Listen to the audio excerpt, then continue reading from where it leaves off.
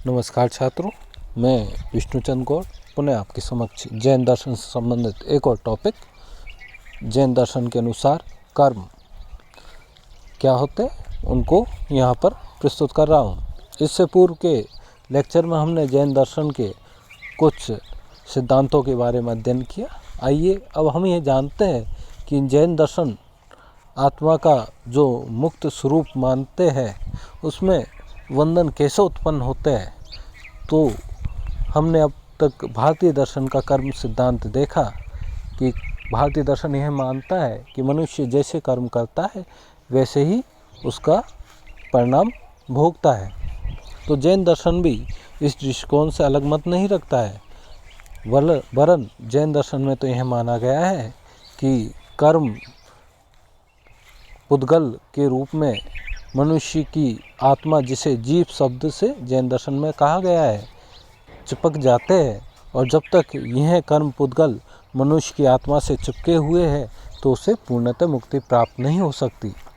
और मनुष्य ने जब कोई कर्म कर लिया है तो उसके परिणाम भी उसे भुगतने ही पड़ेंगे। जैसे कि हम अन्य हिंदू दर्शनों में देखते हैं कि कई बार ऐसी भ्रांतियाँ लोगों में फैली हुई है कि गंगा जी में डुबकी लगा लो सारे पाप साफ हो जाए, लेकिन जैनों में ऐसा नहीं है। जैनों में अगर मनुष्य ने कुछ बुरे कर्म किए हैं तो उसके परिणाम तो उसे भोगने ही पड़ेंगे। यद्यपि ये ज़रूर है कि मनुष्य जब ज्ञान प्राप्त कर लेता है तो वह उस दुख की सीमा से बाहर निकल जाता है। तो जैन दर्शन में कर्म क्या है, कर्म कितने प्रकार के होते हैं, इसके बारे में हम देखते हैं कि जैन दर्शन में कर्म के मुख्यतः 8 प्रकार बताए गए हैं, जिनके नाम है ज्ञानावरणीय, दर्शनावरणीय, वेदनीय, मोहनीय, आयु, नाम, गोत्र और अंतराय। इनमें से जैन दर्शन के अनुसार 4 कर्म ऐसे हैं जो आत्मा को बंधन में डालते हैं और 4 प्रकार के कर्म ऐसे हैं जो उन कर्मों के परिणाम से उत्पन्न हुए हैं और मनुष्य को भोग करने पड़ते हैं। जैनियों के अनुसार कर्म पौद्गलिक, शारीरिक अर्थात धूल के कण के समान जड़ पदार्थ है।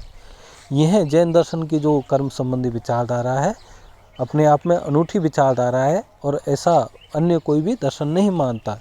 जैन दर्शन मानता है कि जैसे धूल मनुष्य के शरीर से चिपक जाती है उसी प्रकार कर्म भी अपने कर्म के जो परिणाम होते हैं वो आत्मा से चिपक जाते हैं। ये इच्छा, द्वेष और भ्रम से प्रेरित मन, शरीर और बोलने की क्रियाओं तथा मन की वासनाओं से पैदा होते हैं। 8 कर्मों के नाम हमने पहले भी बताए, ज्ञानावरणीय, दर्शनावरणीय, वेदनीय, मोहनीय, आयु, नाम, गोत्र और अंतराय है। इनमें कर्मों के 2 मुख्य भेद होते हैं, घातीय अर्थात नाशवान कर्म जो समय के साथ नष्ट हो जाते हैं और अघातीय कर्म जो कि नाशवान नहीं है और वह पुनः दूसरे परिणाम उत्पन्न करते हैं। इनमें से घातीय कर्म कौन से होते हैं और अघातीय कर्म कौन से होते हैं? तो घातीय कर्म वे कर्म होते हैं जो आत्मा का घात करते हैं, अर्थात आत्मा को अपनी उच्च अवस्था से निम्न अवस्था की ओर गिराते हैं। और अघातीय कर्म वो होते हैं जो आत्मा को अपनी उसी स्थिति में रखते हैं, लेकिन उन कर्मों का परिणाम मनुष्य को भोगना ही पड़ता है। इनमें से घातीय कर्म के 4 भेद है, ज्ञान आवरणीय, दर्शन आवरणीय, अंतराय अर्थात प्रगति में बाधक और मोहनीय कर्म। ज्ञान आवरणीय, दर्शन आवरणीय, मोहनीय और अंतराय ये 4 कर्म घातीय इसलिए कहलाते हैं क्योंकि ये जीव के ज्ञान, दर्शन, सम्यक्त, वीर्य आदि गुणों का घात करने वाले होते हैं, अर्थात मनुष्य के गुणों को नष्ट करके दुर्गुणों को उत्पन्न करने वाले होते हैं। इसी प्रकार अघातीय कर्म के भी 4 भेद है, आयुष कर्म, नाम कर्म, गोत्र कर्म और वेदनीय कर्म। आयु, नाम, गोत्र और वेदनीय ये 4 अघातीय कहलाते हैं क्योंकि घातीय कर्म के नष्ट हो जाने पर भी ये चारों कर्म मौजूद रहते हैं। फिर भी जली हुई रस्सी के समान ये जो जीव के गुणों का घात नहीं कर सकते, अर्थात अरिहंत अवस्था में जीव के अनंत गुण प्रकट हो जाते हैं। यही 8 तरह के कर्म मनुष्य के बंधन का कारण है।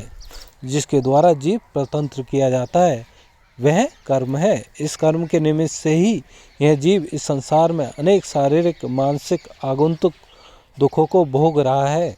जीवों के साथ कर्मों का संबंध अनादिकाल से चलता आ रहा है। जीव का अस्तित्व अहम में इस प्रतीति से जाना जाता है तथा कर्म का अस्तित्व जैसे जगत में कोई अमीर है, कोई गरीब है, कोई गोरा है, कोई काला है इत्यादि विचित्रता को प्रत्यक्ष देखने से सिद्ध होती है। इसी कारण जैन दर्शन में माना गया है कि जीव और कर्म दोनों ही पदार्थ अनुभव सिद्ध है और सामान्य दृष्टि से कर्म एक ही है, उनमें कोई भेद नहीं है। तथापि द्रव्य कर्म और भाव कर्म की अपेक्षा से 2 प्रकार के हो जाते हैं। अर्थात एक कर्म ऐसा है जो मन में विचार के रूप में स्थित है और दूसरे कर्म ऐसे होते हैं जो मनुष्य के द्वारा शारीरिक रूप से किए जाते हैं। तो इसलिए द्रव्य कर्म और भाव कर्म की अपेक्षा से 2 प्रकार के हो जाते हैं। इनमें ज्ञान आवरणी आदि रूप जो पुद्गल द्रव्य का भौतिक पक्ष है वह द्रव्य कर्म है और उस द्रव्य पिंड में जो फल देने की शक्ति होती है वह भाव कर्म है। अर्थात उन द्रव्य कर्मों के कारण जो मनुष्य के मन में भाव उत्पन्न होते हैं वह भाव कर्म है। अथवा कार्य में कारण का व्यवहार होने से उस शक्ति से उत्पन्न हुए जो अज्ञान आदि अथवा क्रोध आदि रूप परिणाम है वे भाव कर्म कहलाते हैं।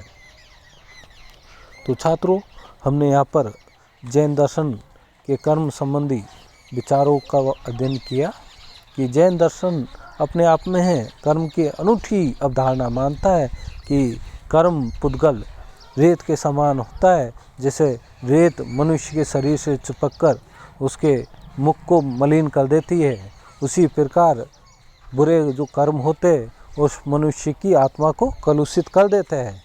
उन कर्मों को छुटकारा पाने के लिए आवश्यक है कि मनुष्य पूर्ण ज्ञान की प्राप्ति करे और पूर्ण ज्ञान की प्राप्ति तभी संभव है जब मनुष्य त्रिरत्न अर्थात सम्यक दर्शन, सम्यक ज्ञान और सम्यक चरित्र इन सब चीज़ों का पूर्णतः पालन करे। तो हमने यहाँ पर जैन दर्शन के अनुसार कर्म क्या होते उसका अध्ययन किया।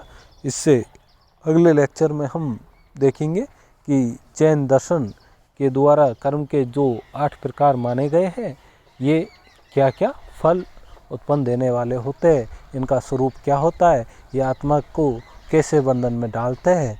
तो इसका अध्ययन हम अगले लेक्चर में करेंगे। धन्यवाद।